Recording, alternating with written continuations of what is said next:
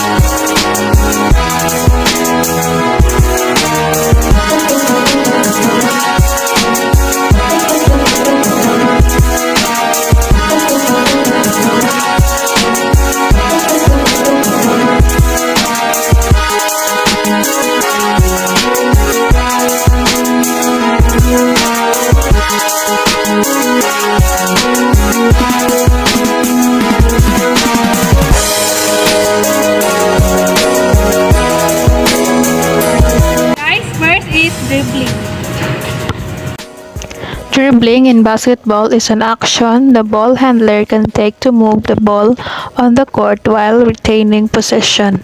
Dribbling differs from passing since the same player retains control of the ball. Dribbling is a continuous motion that a player uses to repeatedly bounce the ball off the floor with one hand. There are two types of dribbling. First is control dribble basketball. Control dribble used against defensive pressure. Dribble the basketball near the back knee with your body turned to the side. Keep the dribble low and compact below your knees. Hold out non-dribbling arm in front of your body to protect the ball from defender's arm bar.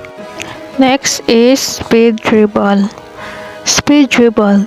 This exercise involves dribbling the length of the court with one hand and then dribbling back with the other. In essence, the speed dribble involves pushing the ball ahead of you and chasing it. Consequently, no matter how fast you run, you can never catch it. Next is crossover dribble. Basketball players utilize the crossover dribble, one of the more basic ball handling skills a youth player can learn to create space from defenders. To perform a crossover dribble, you switch your hand from one to the other. Number 2 is passing. A pass in basketball is one of the most basic and fundamental skills needed to play the game. It is when a player moves the ball to another teammate through the air without being right next to each other. A pass advances that ball anywhere around the court anytime a player is not dribbling it. There are two types of passing. First is bounce pass. In order to successfully complete a bounce pass, one player must bounce the ball off of the court into another player on his or her team's hands. The ball should only bounce once and should not be touched by any defenders on its way to the other player. Second is chest pass. The chest pass is named so because the pass originates from the chest.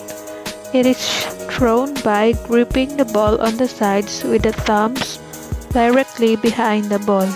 When the pass is thrown, the fingers are rotated behind the ball and the thumbs are turned down. Next is overhead pass. An overhead pass in basketball is when the player throws the ball with both hands, starting from behind the head and releasing the ball out front. Next is push pass. Push pass. The push pass is used most often when closely guarded. This pass is similar to the chest pass, except you push with one hand while taking a step to create space from your defender. To complete a push pass, push the ball with one hand toward your teammate's chest area or shooting pocket. Next is shooting. To shoot accurately, square your shoulders to the basket and place your feet shoulder length apart, with your knees bent slightly and back leaning towards the basket. Put the fingers of your shooting hand under the ball and tuck your elbows close to your body. Flick your wrist towards the hoop to release the shot. There are types of shooting. First is jump shot. A shot in basketball made by jumping into the air and releasing the ball with one or both hands at the peak of the jump. Next is free throw shot. A free throw or foul shot is an unguarded scoring attempt that a referee awards a basketball player after an opposing team member commits a foul against them, their team, or an official. Free throws provide a basketball team with the opportunity to score points outside of the shot clock during a basketball game. Next one is layup. A layup is a shot near the basket, usually off the backboard. For a layup, you run towards one side of the basket, jump, and lay the ball off the backboard into the hoop.